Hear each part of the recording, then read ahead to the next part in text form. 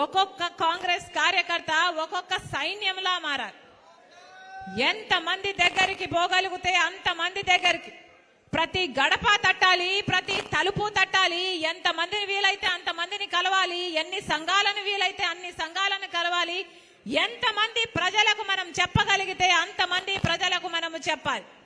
ఇక్కడ కాంగ్రెస్ ఇక్కడ ఉన్నది వైసీపీ ప్రభుత్వం, ఇక్కడ ప్రతిపక్షంలో ఉన్నది టీడీపీ, ఇక్కడ అధికారంలో ఉన్న వైసీపీ అయినా ప్రతిపక్షంలో ఉన్న టీడీపీ అయినా ఈ రెండు పార్టీలు బీజేపీకి తొత్తులుగా మారాయి, బీజేపీకి బానిసలుగా మారాయి.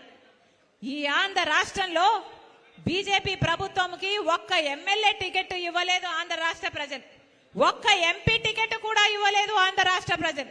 అయినా కూడా ఆంధ్ర రాష్ట్రాన్ని ఏలుతున్నది బీజేపీ. ఆంధ్ర రాష్ట్రం బీజేపీ వశమైపోయింది, కైవశమైపోయింది. ఎందుకంటే అటు అధికార పక్షమైన ప్రతిపక్షమైన బీజేపీకి బానిసలుగా మారారు. ఈరోజు ఆంధ్ర రాష్ట్ర ప్రజలను కూడా బానిసలుగా చేయాలని చూస్తున్నారు. రాజశేఖర్ రెడ్డి గారు బీజేపీకి పూర్తి వ్యతిరేకి.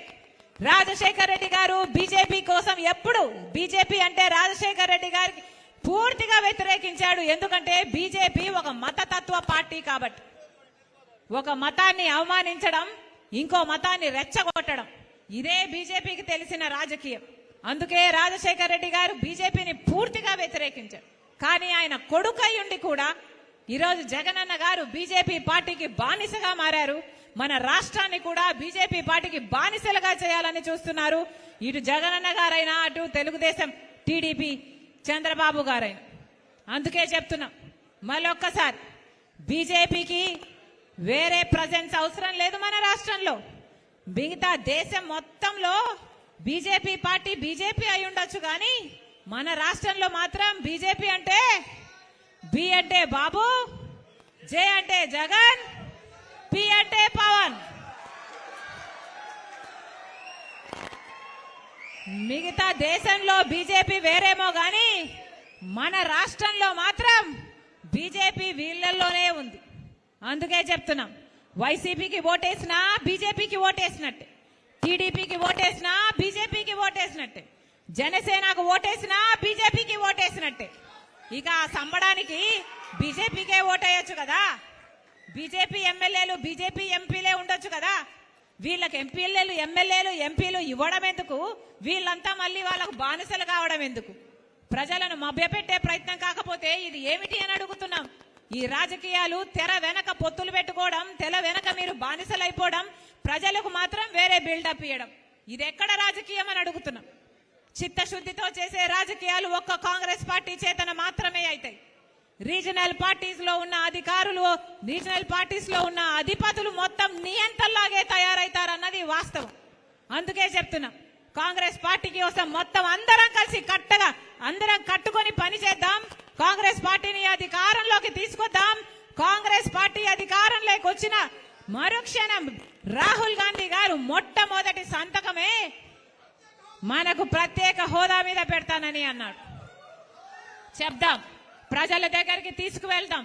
ప్రత్యేక హోదా కావాలి అంటే కాంగ్రెస్ పార్టీ అధికారంలోకి రావాలి. మనకి పోలవరం ప్రాజెక్టు పూర్తవ్వాలి అంటే కాంగ్రెస్ పార్టీ అధికారంలోకి రావాలి. వెలుగొండ పూర్తవ్వాలంటే కాంగ్రెస్ పార్టీ అధికారంలోకి రావాలి. విశాఖపట్నం స్టీల్స్ మనకు మిగలాలి అంటే కాంగ్రెస్ పార్టీ అధికారంలోకి రావాలి. మన యువతకు ఉద్యోగాలు రావాలి అంటే కాంగ్రెస్ పార్టీ అధికారంలోకి రావాలి.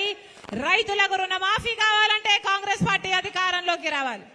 నిరుపేద జీవితం మళ్ళీ నిలబడాలన్నా, తలెత్తుకొని బ్రతకాలన్నా, బీజేపీకి బానిసలుగా మారకుండా ఉండాలన్నా కాంగ్రెస్ పార్టీ అధికారంలోకి రావాలి.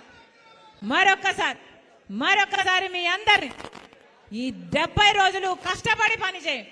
ఈ 70 రోజుల్లో ఎంత చేయగలిగితే అంత బూత్ లెవెల్లో కూడా మనం స్ట్రెంగ్త్ సంపాదించుకోవాల్సిన అవసరం ఉంది. శ్రమ వంచన లేకుండా అందరం పనిచేద్దాం. కాంగ్రెస్ పార్టీని అధికారంలోకి తీసుకొద్దాం. నేను రెడీ, మీరు రెడీయా? మీరు రెడీయా? జోహార్ వైఎస్ఆర్, జోహార్ జోహార్ వైఎస్ఆర్, జోహార్.